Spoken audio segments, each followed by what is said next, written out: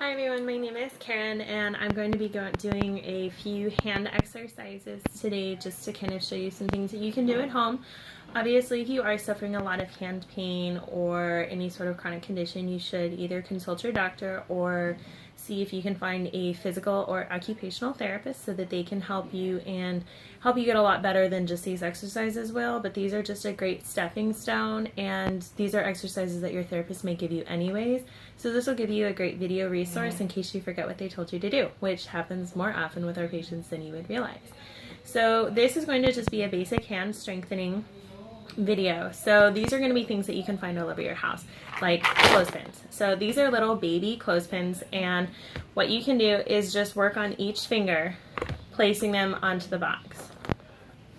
So use your first, your middle, your ring finger, which is going to be hard, and your pinky, which will be the hardest. This is also great for having your thumb work through all of your different fingers, and you just keep going.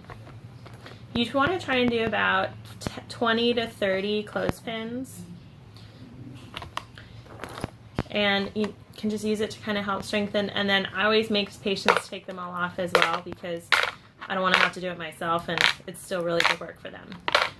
So let me clean these up. So we just have a whole giant box, and we typically do it for about 5 minutes in the clinic. So some patients it's about 20 to 30. Some patients can do the whole box, which is totally fine. You can also use full-size clothespins, which you may have around the house for hanging stuff up or closing chip bags or cereal bags, because they work really great for that too.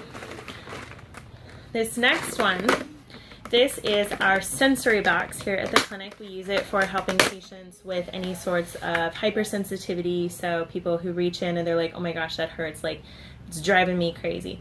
But you can also use it to kind of work on your hand strength and in-hand manipulation. So what you'll do is you'll just go through, and these are just marbles, and you're going to go through and pick up as many marbles as you can and keep them in your hand. And I just dropped one. I tell my patients if you drop things, it's a $5 surcharge. Never collected from a patient in I don't know how long, but I think it's a great rule because it really does force you to pay attention to what you're doing, because most people don't want to pay me $5.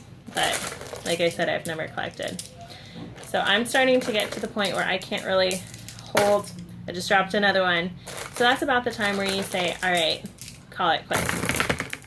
So, and then you can count up the marbles, and you can keep doing it. We also have little chain links in here that you can also use to pick up. So these should be a little bit easier to pick up. I'm going to pick up a bunch of this, one time. And you do the same thing and try and hold them in your hand.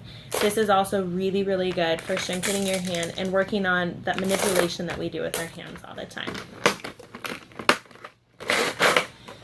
Another one that you can do easily at home to help strengthen if you don't want to make bread or biscuits, you can roll up a towel and you can just squeeze it as hard as you can.